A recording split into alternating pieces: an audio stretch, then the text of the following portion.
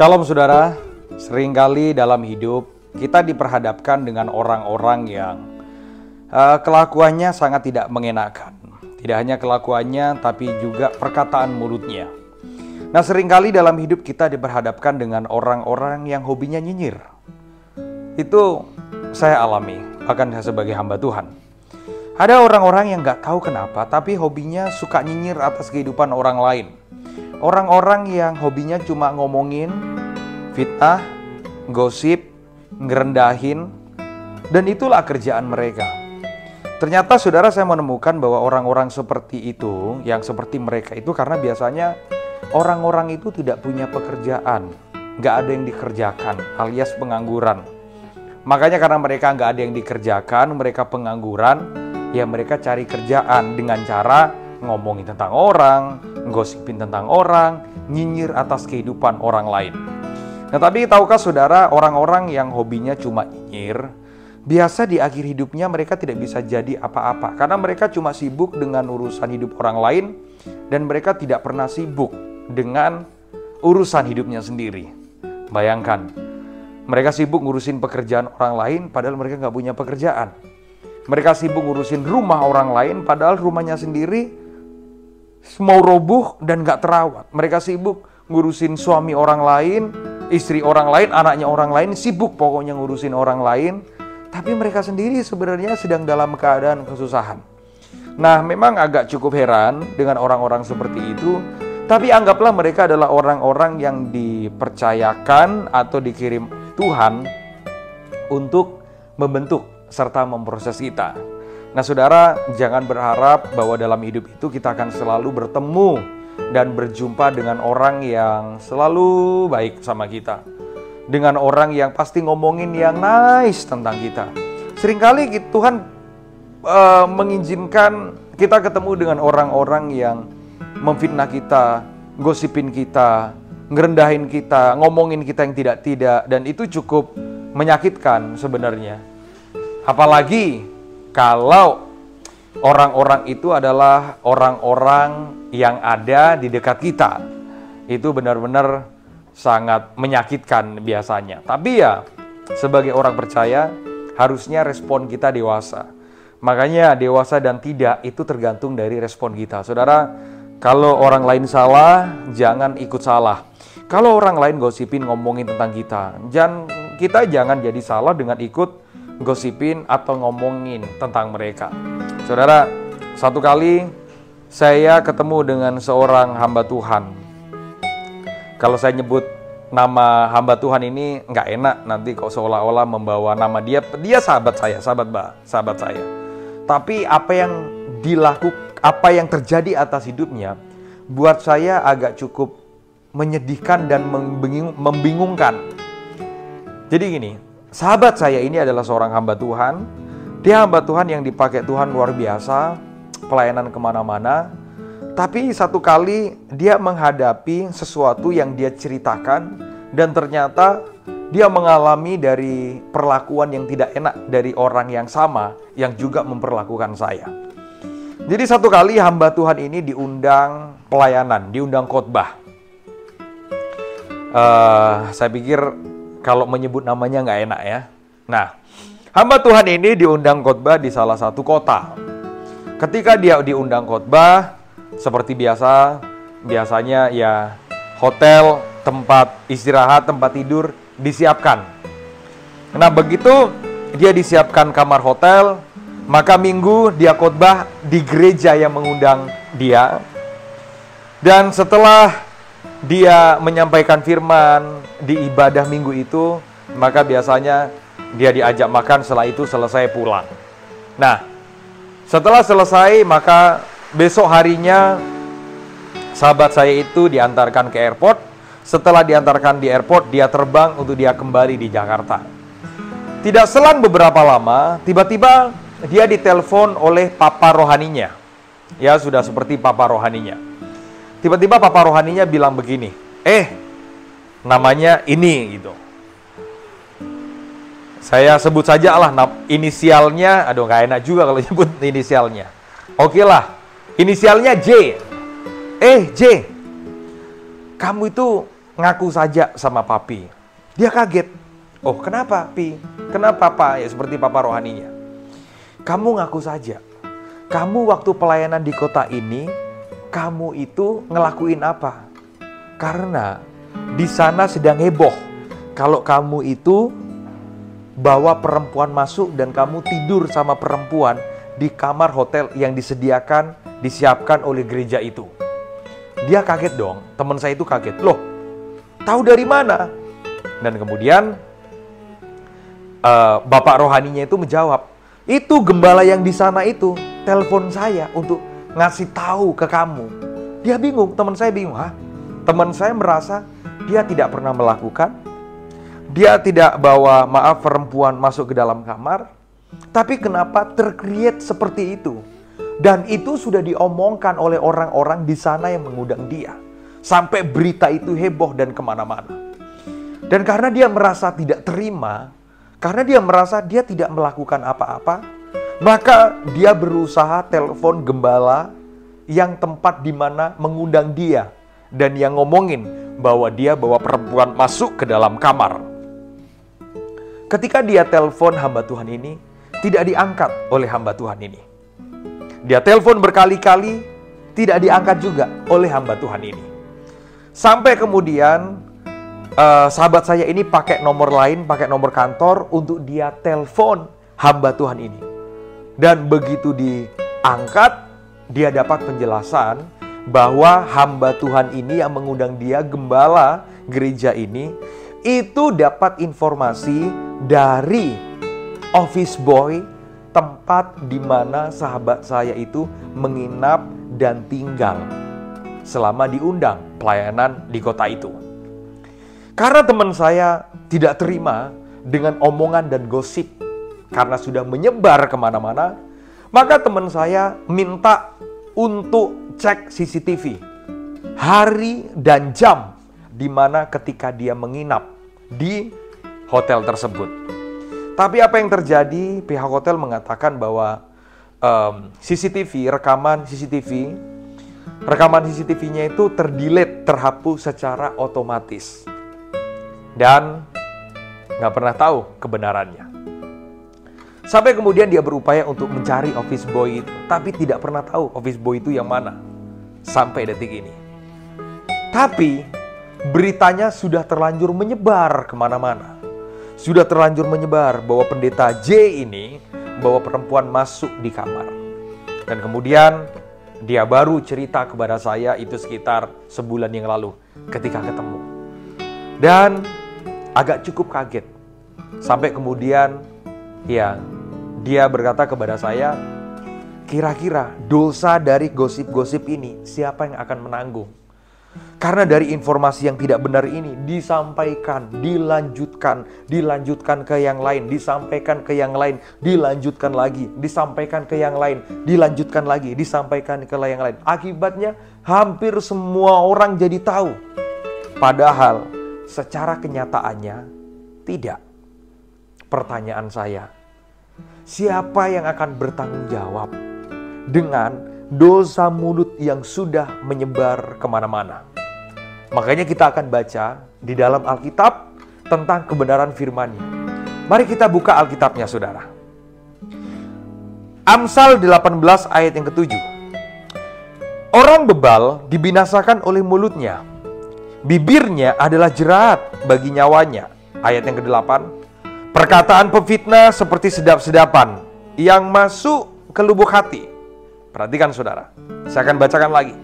Orang bebal dibinasakan oleh mulutnya. Hati-hati mulut orang bebal. Bibirnya adalah jerat bagi nyawanya. Hati-hati. Ayat ke-8. Perkataan pemfitnah seperti sedap-sedapan. Enak bener.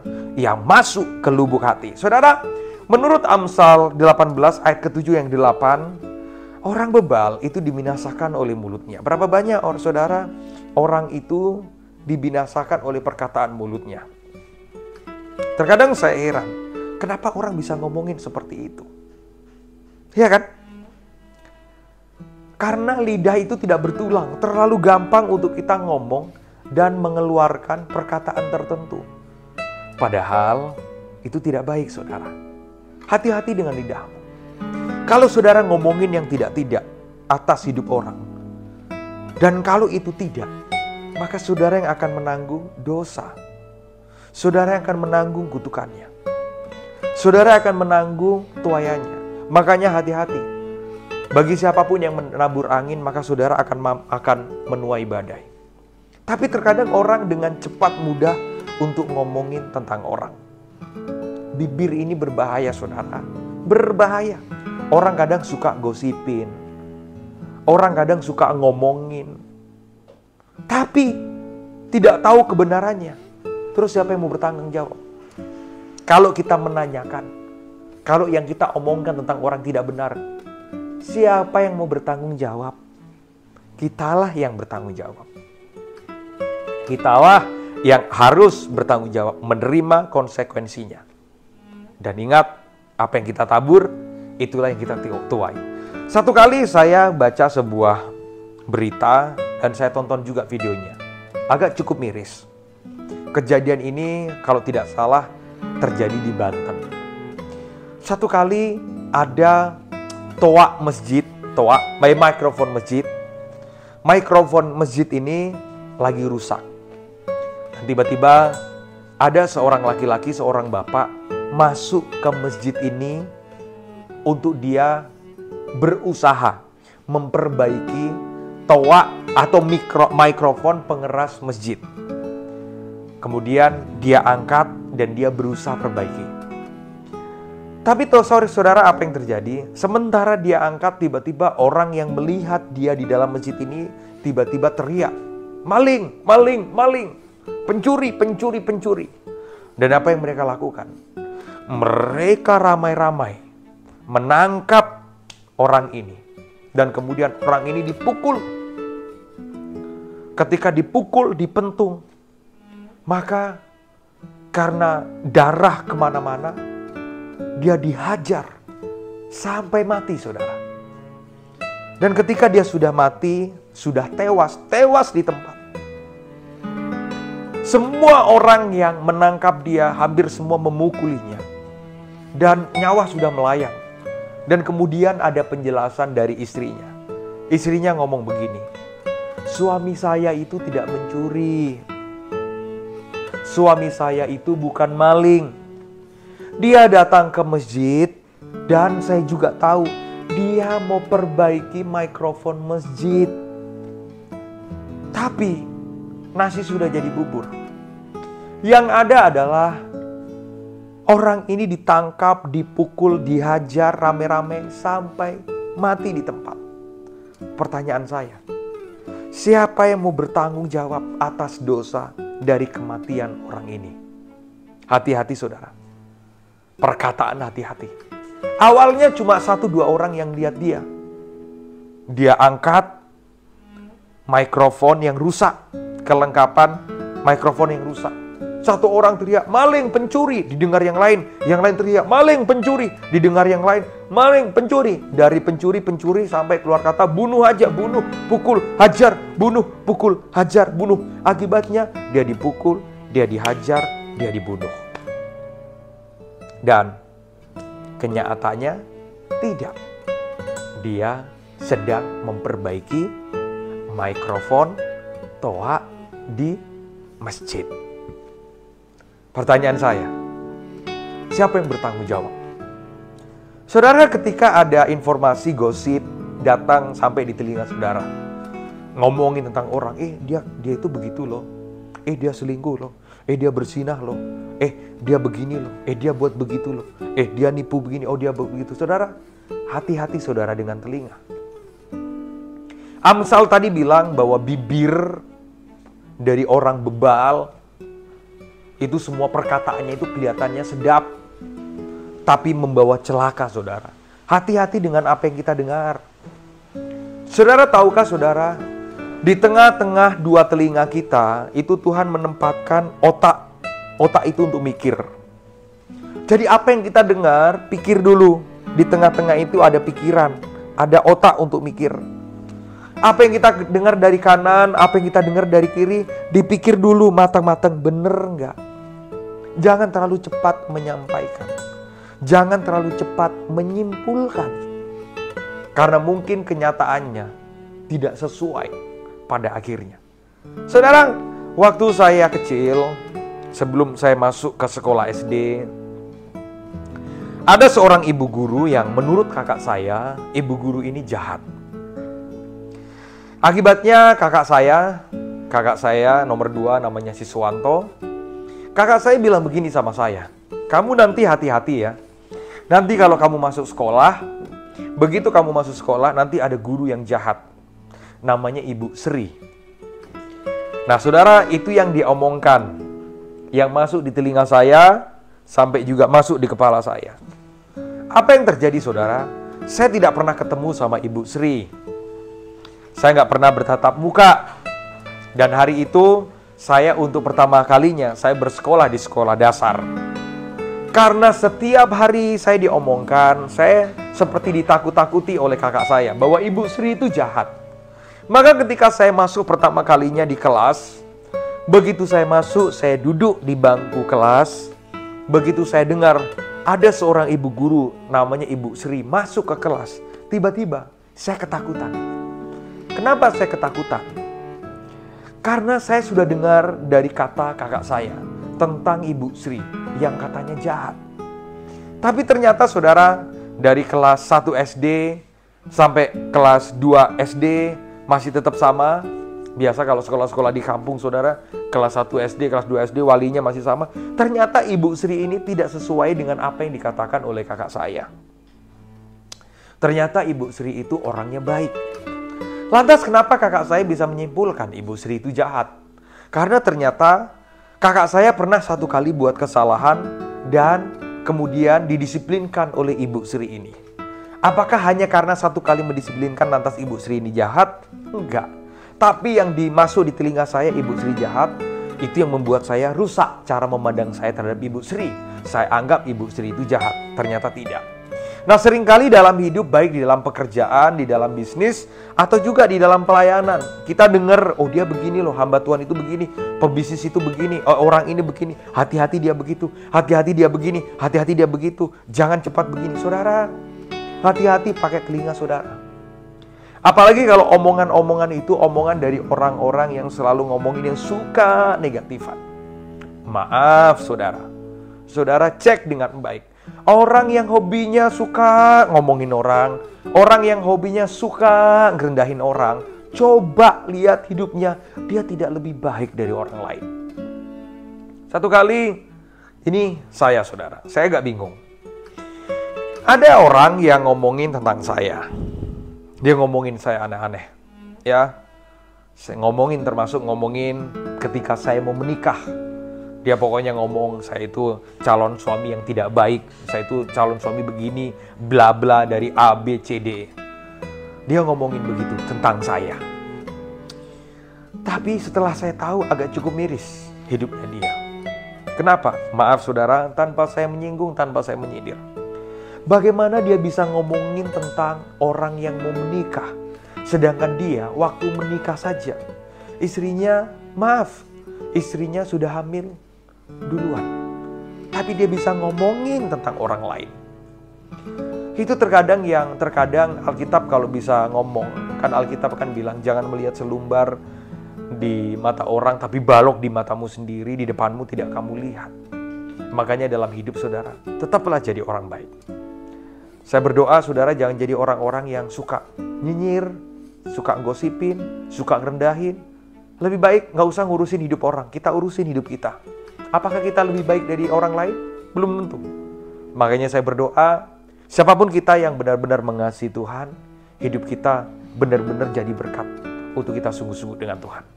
Ya, makanya saya kuatkan hidup saudara, ayo kita jadi berkat. Nggak usah ngurusin hidup orang lain.